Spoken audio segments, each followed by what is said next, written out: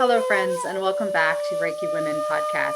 My name is Michaela Daystar, and along with Bronwyn Logan and Carrie Varela, we are continuing an ongoing conversation about the system of Reiki, about our experiences practicing this system, and the many questions and mysteries and insights that come up when this conversation goes to deep places.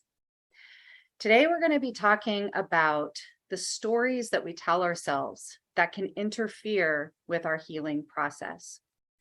A couple of episodes back, we had a conversation about the placebo effect and the way in which when we believe that we are receiving medicine or support or a treatment of some kind, something mysterious gets activated in our system that can help our healing process. We talked about what this might have to do with the system of Reiki. In a certain sense, we can perhaps understand the placebo effect to be a story that we tell ourselves that actually assists in our healing process.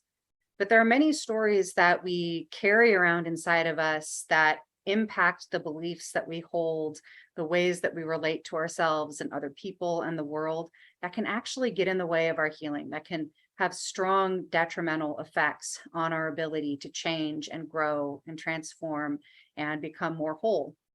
And so we wanted to open up that conversation today and perhaps share some of the stories that we have worked through, that we have transcended, ones that perhaps we have seen active in other people, and the way in which the system of Reiki can help us to work through these stories that impede our healing process. I'm excited for this conversation, and I'd love to hear what comes up for the two of you when you think about this kind of story.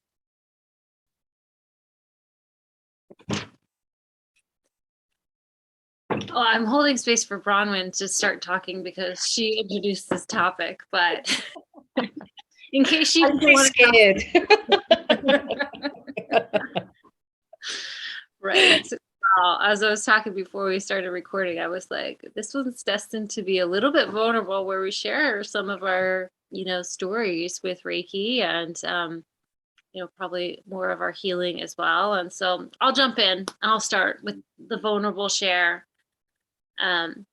So I found Reiki when I was going through a divorce, and I could say even maybe Reiki kind of catalyzed this divorce, because after doing some healing sessions and then doing a Reiki training, I just felt like this was a very incongruent piece in my life. And I say that with a lot of sorrow and sadness, actually, because this person, I really love this person, and we had a beautiful relationship for a period of time. And I'm an empathic person, as I think a lot of people are in the Reiki world. And the thought of breaking up with somebody and ending a relationship, it brings all kind of feelings, like this inner cringe. I talk about it a lot sometimes with my clients. It's like when you have this emotion or memory that you've experienced, and when you think back on that emotion or memory, it's like, ooh, cringes inside. Totally. And well, the thought of harming somebody you love and somebody I deeply cared about, I still care about, was something that was really challenging for me. Yet I recognized through my life at different periods of time that there was some definite incompatibility in our relationship. And that incompatibility just led me to make all these kinds of compromises. And I got to this point where I really stopped being able to see myself in a positive light. I didn't feel like I had the space to be the person that I was and go after my dreams in that relationship. And that was really frustrating for me. So fast forward after divorce and all of the stuff that went with that. It was about 2 years after the divorce, and I was still really healing this period of time in my life and how I felt after the divorce, and coming back to myself, and I realized that I was holding a lot of emotional baggage. And I actually didn't realize I was holding this emotional baggage, but I just was holding it. It was like in my day-to-day rhythm. every day. I didn't realize how much I was facing emotionally, and how kind of downtrodden I was, um, how much it had impacted my self-esteem and self-worth. Mm. Mm.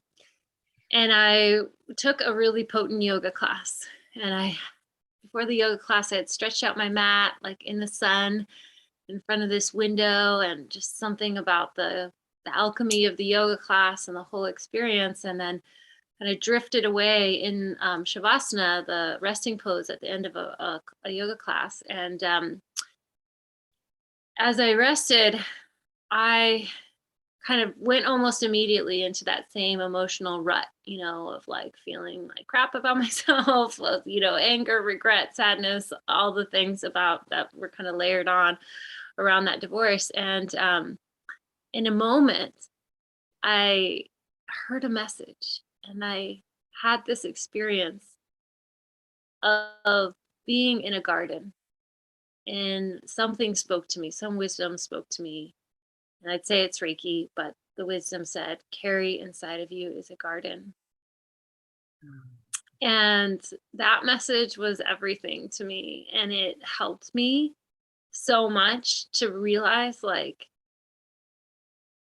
who I am, or how I can gain so much from to just remember that I'm a positive person, that I am a good person. And no matter what, in life, even good people like have to end relationships and make choices in life that sometimes benefit them rather than others. And I was just able to just drop all the emotional baggage, this shame, this anger, this pain of disconnection between this person that I love so dearly, and um, regain that sense of self, like regain, like I get to choose how I think about myself. And no matter how this other person might think of me, or maybe thought of me, after the end of a relationship, like I don't have to live in that place. Like I don't have to be in that kind of emotional dissonance. Um, and anyways, and I saw this hummingbird in this little garden inside of me, and it was so beautiful, and ended up being the inspiration for the tattoo that I have on my arm. And it's been like a little talisman that's guided me through my life. And of course, at the end of the relationship, you start to think about, well, what love is possible for me after this. And um I felt like there was this another love where there was a greater sense of compatibility, that I could be myself, I could follow the path that really want to be on. And that's really challenging in relationship. I really feel like, two people, living basically separate lives, but trying to hold that together, that's not easy. But nevertheless, this thought of a hummingbird has always just been something that has inspired me, especially in the corner around love and relationship. And when I finally met, my husband that I'm with now, and we moved to California, and we bought this beautiful home. And the first time I was in this home, and standing in my new living room, there's these beautiful gardens like all over the town that I live in. And now in my new home, we have these beautiful gardens, and it just reminds me of what I witnessed and experienced 7-8 years ago, in the midst of this intense moment in my life. And as I was looking at this and being in this new situation and this new change in my life, I saw a hummingbird, and it was just sitting there in the trees and in the flowers. And now I see hummingbirds every day. And it reminds me of this time and this story, I think, that I was able to drop. And I feel like it really does point to the challenges that sometimes happen when we're in a state of deep conflict, is that often that conflict kind of takes over our sense of self-worth and self-esteem. And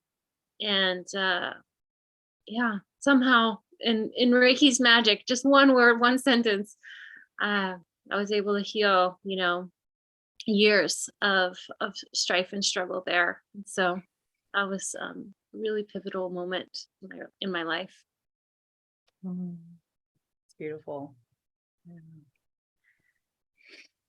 Yeah. Thanks. Wow. Well, in that story, I heard so many stories. Isn't it interesting how we shift and move from one story to another story to another story and some of them support us and some of them bring us down, right? Yeah.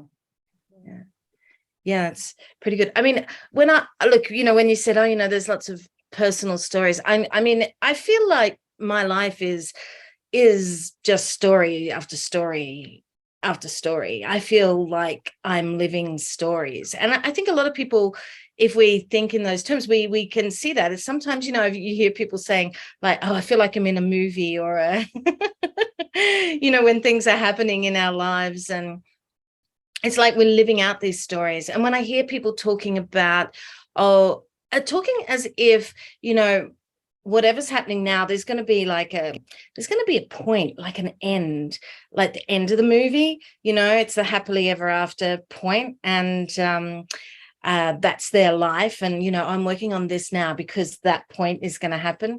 And which always amuses me because I don't think there is an end point. I mean, I know we're going to come back to this during this conversation, but the precepts, the thing is, for today only, this is it. And actually in it, there is no story. Yeah.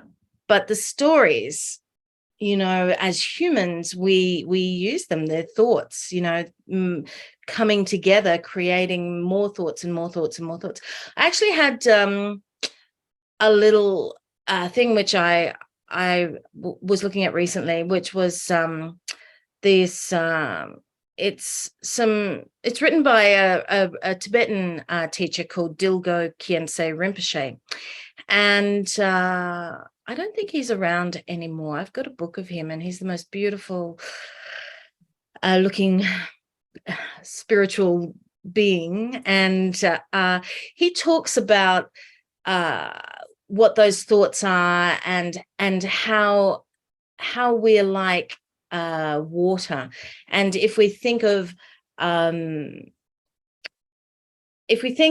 water can take different consistencies. So it can be frozen or it can be free flowing. And the frozen, the solid, is when we get attached to these stories. And they're the things that we hold on to, like you're saying, Carrie, that sort of like just not being able to let go.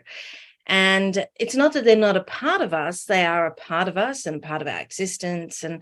But they're like, we hold on to them like this. So that thing of opening ourselves to that warmth, and we could see it as that light, and allowing that light, that beautiful bright light that we are, to just thaw those frozen bits of us, those stories that we hold on to, and allow them to start flowing. And interestingly, Carrie, he has a beautiful little bit here which he talks about, let the thoughts dissolve by themselves as they arise. Just when they come up, just let them go. And he's not talking about just in meditation, he's talking about life. And so not holding on to these things. And he said they will cross your mind as a bird crosses the sky without leaving any trace. And that's sort of like your little hummingbird, I guess, flying through and just moving through and floating through.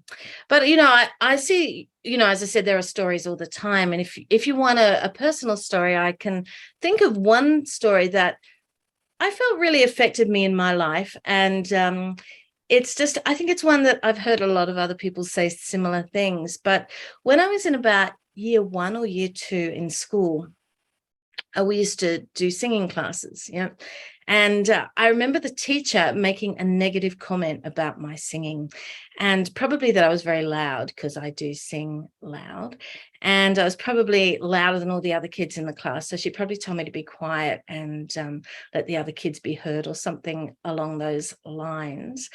And I've always loved singing. And my dad always sang a lot. My mum loved music. It was something that was really, I felt was such a part of me.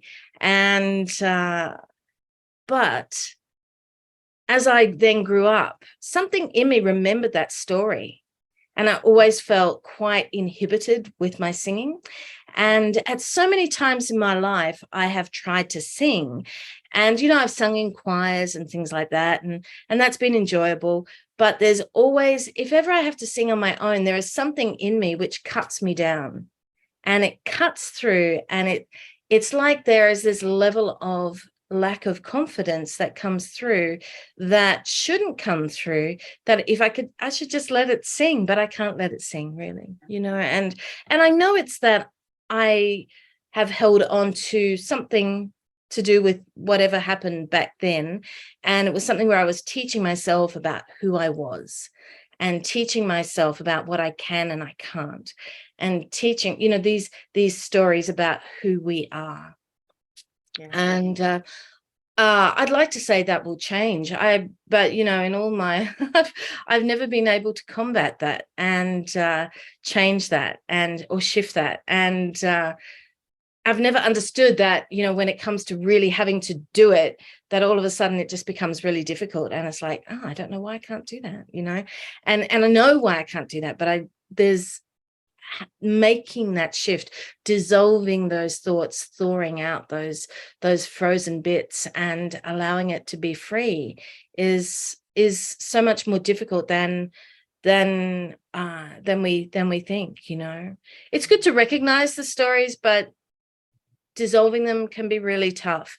And that is where I think bringing that idea of meditation into every moment. So, the idea that meditation isn't just something that's stuck away, but it's something where we're constantly actually allowing ourselves to be in this free flowing space and allowing those thoughts to be, to see the light and let that light shift them and dissolve them.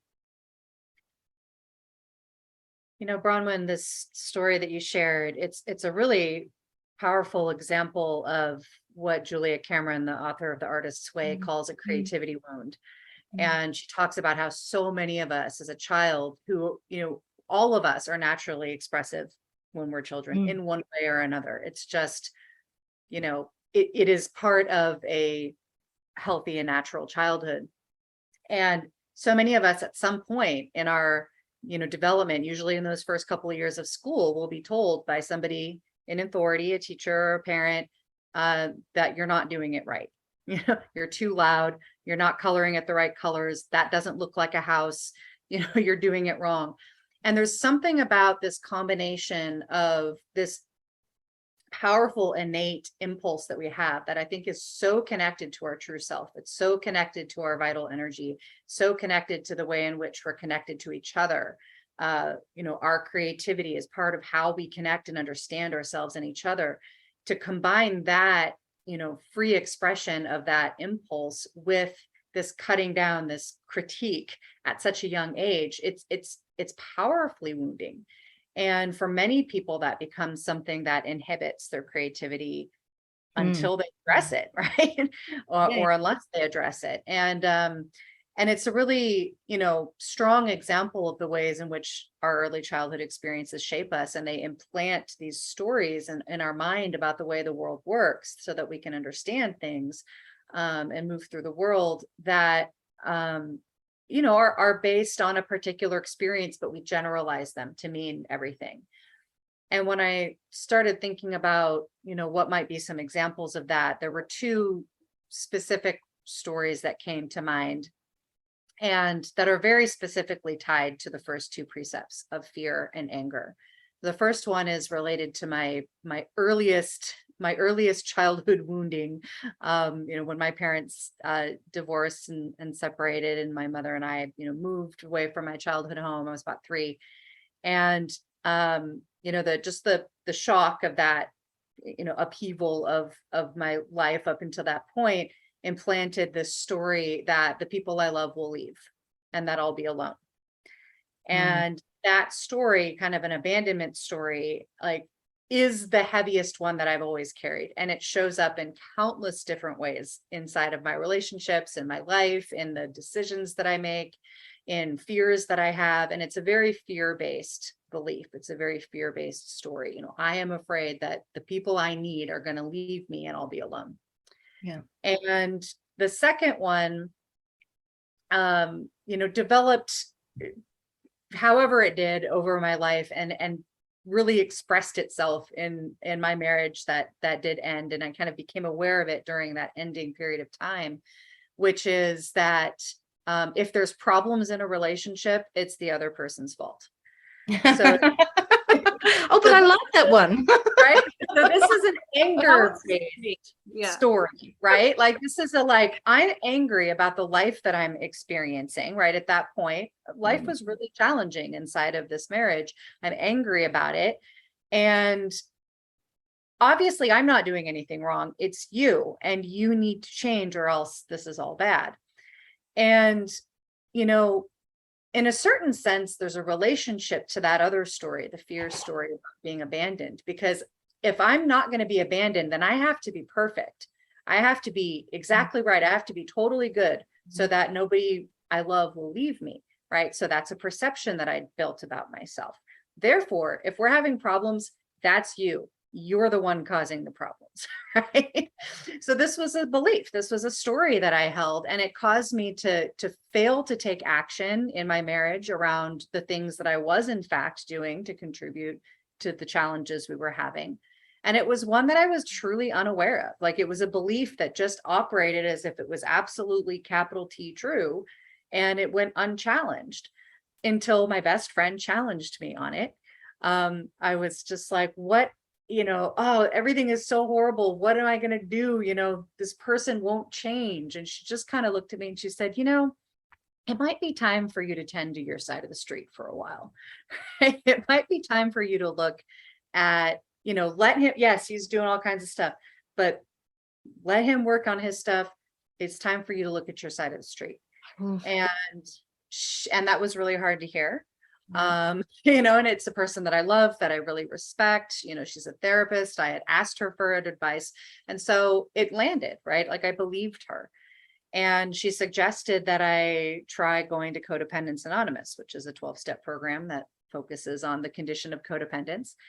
And I was like, I don't know what that has to do with me, but I'm feeling pretty helpless right now. So I'll try it.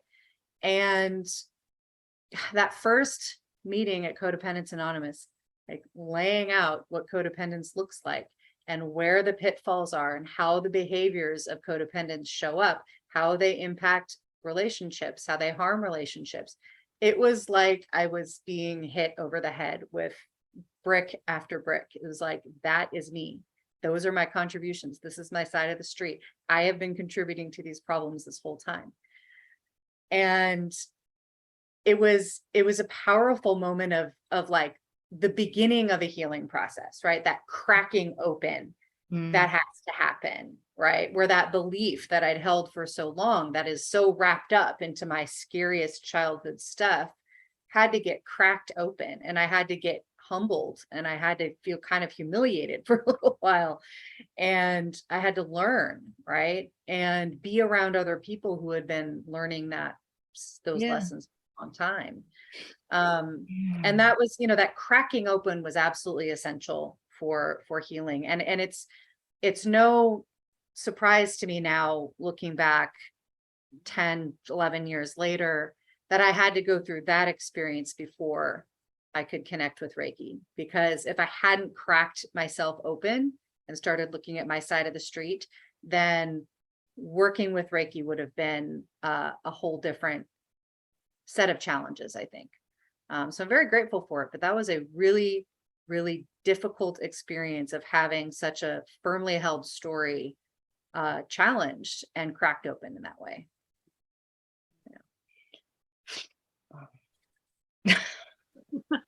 So what I'm taking from all of this, we're still healing our stories. I think it's I mean, especially these really deep ones, like the piece around abandonment, and that I feel it, like I can feel it in my body. It is there. right? Mm. And I have such a different relationship with it now than I did, you know, prior to 10 years ago. Um, but it circles around, you know, it comes back around to meet me. And every time it does, I'm a little different. I'm a little more resourced. I know myself better. You know, I'm stronger, you know, whatever the circumstances are different. Sometimes it's harder, right? It'll be like, okay, you got yourself in a good place. So try this one, like try this iteration of this belief. This is a big one, right? It It's circles around and it doesn't necessarily leave us, but it changes, it transforms, and healing occurs inside of that story. So,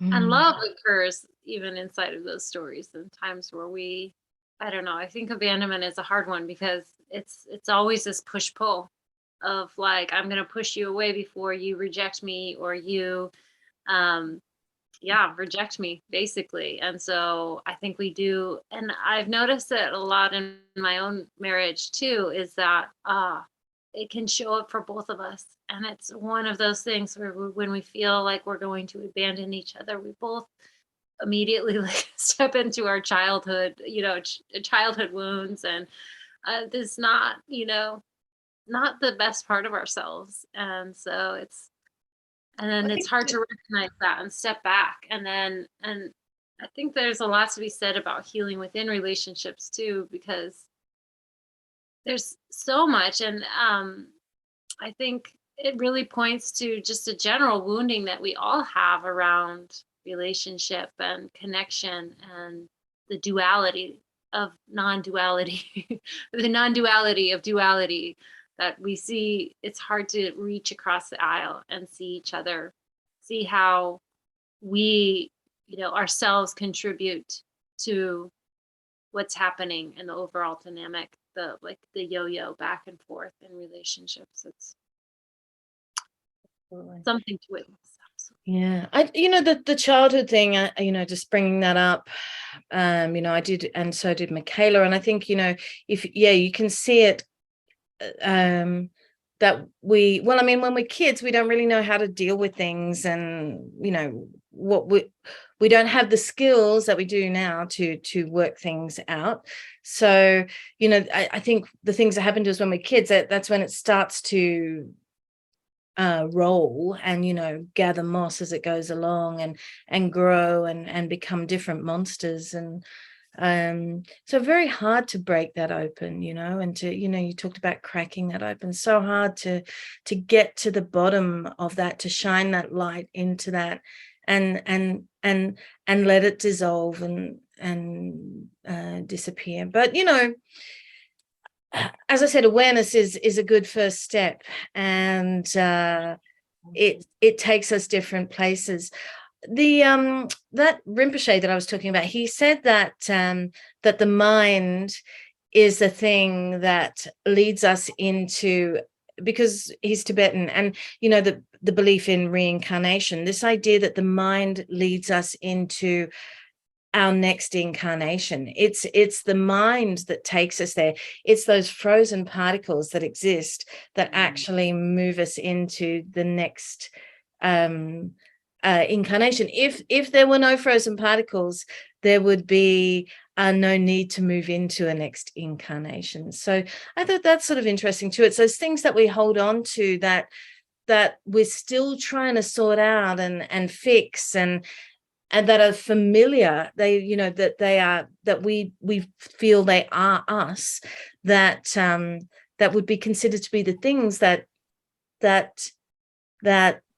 we talk about emptiness, right? But they're the things that we're shoving into the cup and keeping in the cup. Yeah. And we keep them nice and close. And then, but if we could let those things free, this idea of emptiness is not that it's empty, it's that it's open, and everything is flowing, and it's almost like death, the idea of that, in that it's like we can just flow back into nature, and we can just be that natural moving, I mean, I can I can recognize it, and I guess in moments I can feel it, and it's bringing that more into this world, and releasing those restrictions that that we've placed upon ourselves. Well, in Yeah. those frozen bits, there are attachments. They're the things that we haven't been able to let go of, or that we're clinging to too tightly. And those things can be anything, like when I think about this abandonment story, there's a certain identity that I have taken on inside of that as kind of a lonely person, right? And I experienced periods of loneliness at different times. I'm in one at the moment. But that doesn't mean that I'm, as in my identity, a lonely person. But there's times when I feel that, when I feel like part of who I am is alone and lonely. Yep. And that's a story, right? Yep. That's an attachment. And there's a way in which I'm attached to this idea of myself as being lonely. It gives me something. There's something that I receive from perceiving myself this way, even though there's plenty of examples in my life to the contrary, where loneliness is not my actual experience, right? It's just inside of certain relationships or certain, things that I wish were different. And so that's one that I've been working with specifically inside of my Reiki practice, and on the one hand, releasing attachment to that kind of identity, and then working with the anger and the fear, right? Working with the precepts, working with gratitude as a way of filling in some of the holes that are created by this sensation of loneliness. And it's something that compassion and gratitude, Love. what thaws, right? It thaws the ice and allows for that flow to happen. And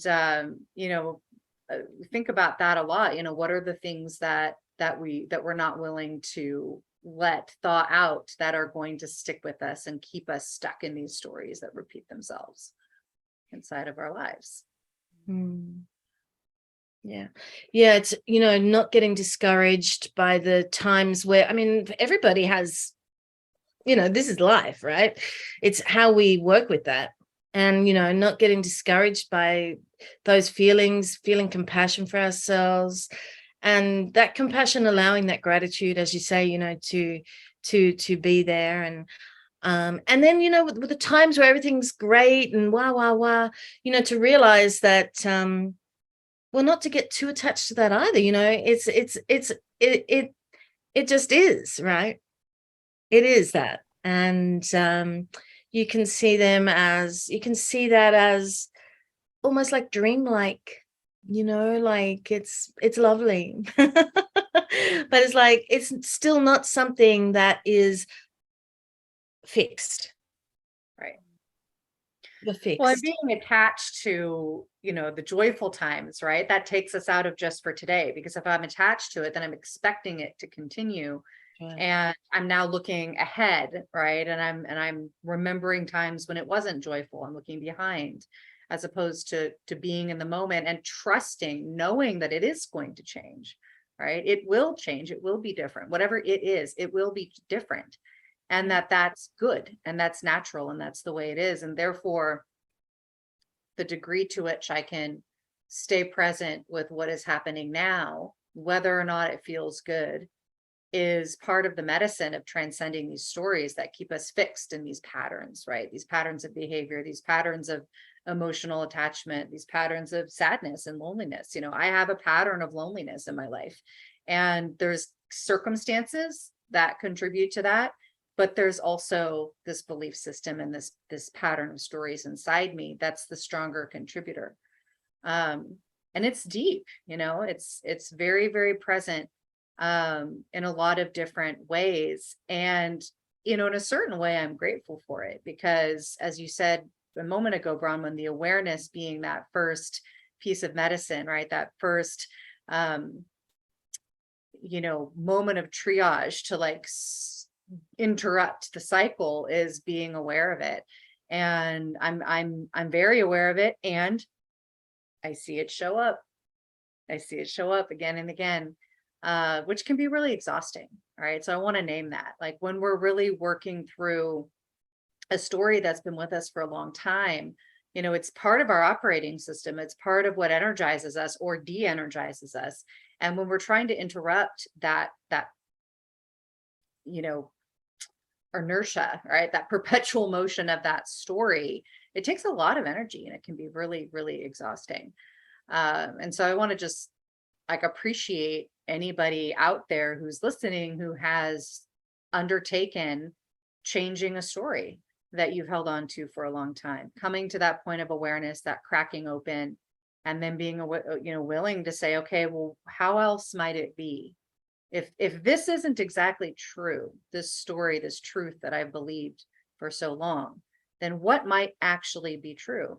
And that's a journey, right? That's not a single answer. That's a whole journey to ask that question. Yeah, I echo that. Just giving a shout out to all people who are, making changes and digging deep and looking to these core wounds and really seeking to unravel them, thaw them, as we've been talking to. And I think also one thing that we haven't really mentioned is the shadow, the shadow self. And there's a lot of different ways you can conceptualize that, but certainly as seasoned Reiki practitioners, as each of us are, you get beyond this place where it's all love and light, and you have to really dig deep and do the work. And so when I think about the shadow, I think about like you were speaking to, Michaela, these creativity wounds or the core wounds. And, the wounding is there in and of itself, but it's also these emotional attachments that form around that wound. And I think we've been speaking to that in some different language, but and that can bend us, it can twist us, in yoga we call it a samskara, or an imprint that happens. And so I think Reiki, particularly maybe looking through the lens of Hansen Shonen, the distance symbol, working into like that deep healing beyond time and space. So like working with that core wound, but also unraveling those emotional stories that we have attached to them. And I know that that's been really particularly useful in my childhood traumas and challenges, is that helps me. And that's one of the healings that I feel like I've experienced Reiki, is that like I can look back at those wounding and I can release myself from that inner cringe that I felt. I used to have like some childhood wounding, like no matter what, I don't know, like what, through my whole childhood and through my early adulthood and until I found Reiki, it's like every time I thought about that memory, I just went into this kind of really contracted place inside of myself.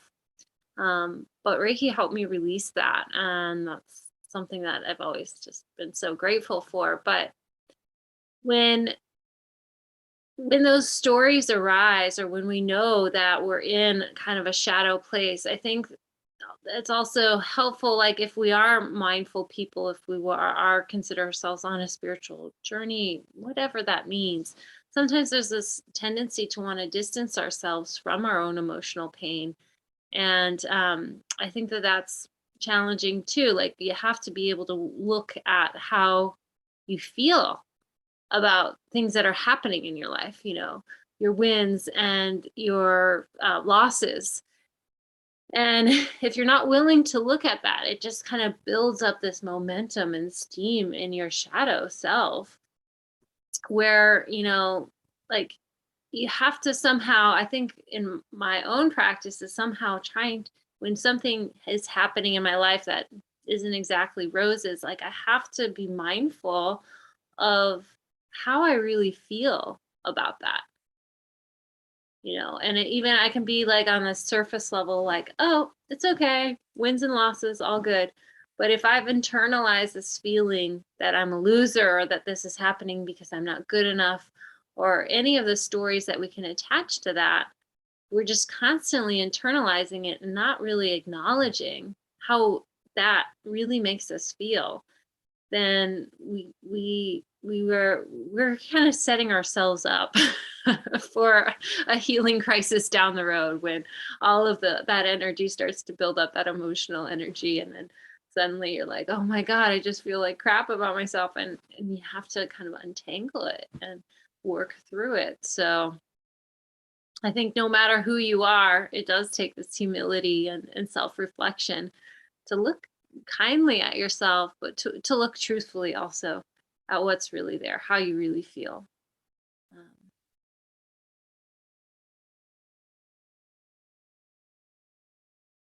Michaela, your recording is on mute. yes, you're muted. Is in fact. Um, starting over.